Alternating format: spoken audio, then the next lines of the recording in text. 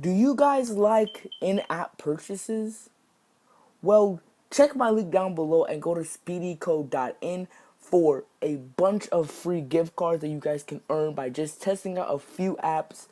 Ladies and gentlemen, just use my link. Thank you guys. I'm out. Peace.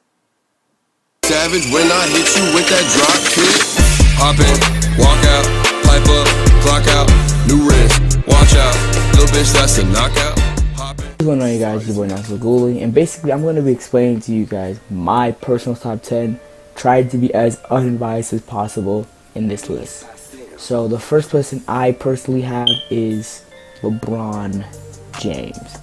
I think that LeBron has literally proven himself to be a top 10, top 5 player all time. So if he's top 5 all time, there's no way he can't be number 1 in the NBA at the moment. I think the dude has literally, he's just done it almost all. He can pass you the ball, he can defend the ball, he can shoot it. I mean, he can do it almost all. So that's my first, of course. The second player, I know you guys hate him. I don't really like him as well. Kevin Durant. I mean, it's pretty obvious that Kevin Durant is second best. Kawhi was on his tail. You can argue, but man, after all I've seen, man, the dude didn't play at all. In my opinion, I think that Kawhi did that on purpose. But anyways, I think Kevin Durant is definitely second best.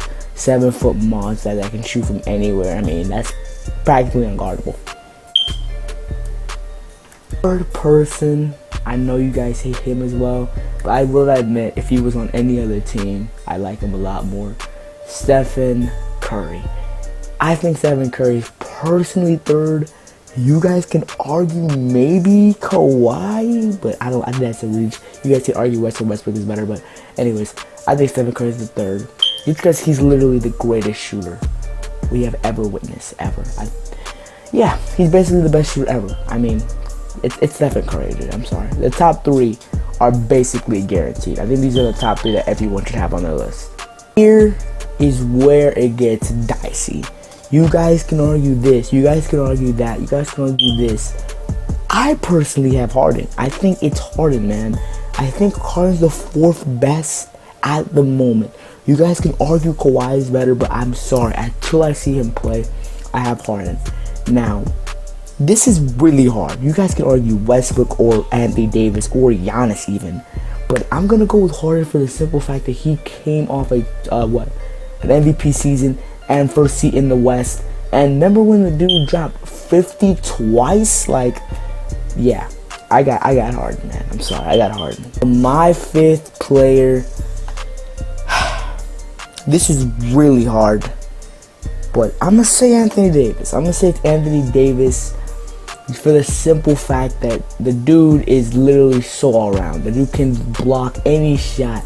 The dude is very quick. The dude is very agile. Has a nice little 3 on him. Has the mid-range. Can dunk on almost any player. And swept. I repeat, swept the Portland Trailblazers. And you guys will see later down in my list why that I have to take that into account for Damian Lillard. But yeah, I got Anthony Davis. Now, here's where a lot of you guys may get a little bit triggered.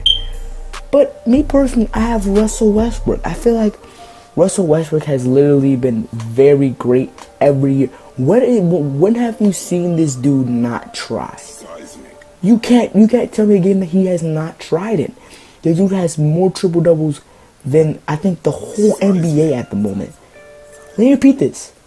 Russell Westbrook, I think, has more triple doubles, if not like 30 less, than every single team in the NBA. I'm sorry, you guys can call it stat padding. I know it's stat padding, but I mean, come on now. You guys cannot just take away the fact that this dude is literally going off every single season. Come on, man, it's Westbrook.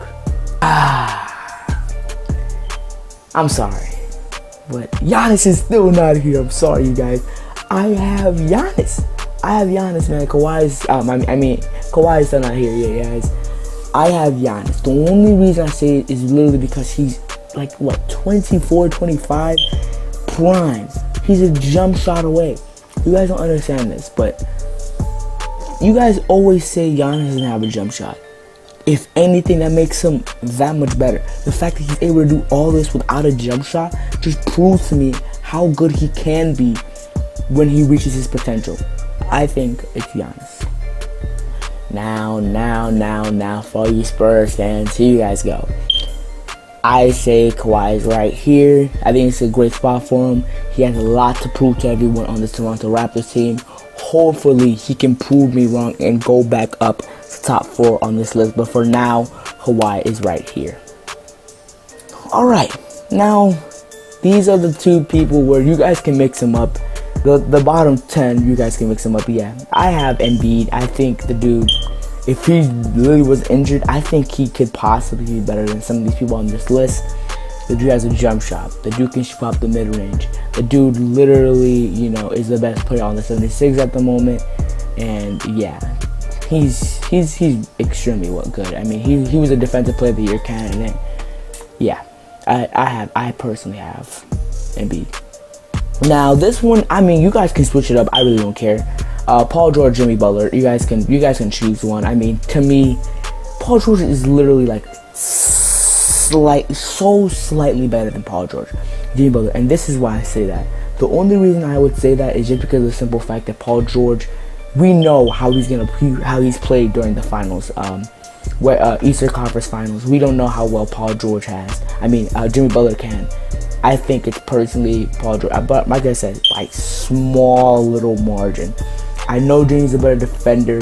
I know that, but I think Paul George is just slightly better. Alright guys, that is my top 10.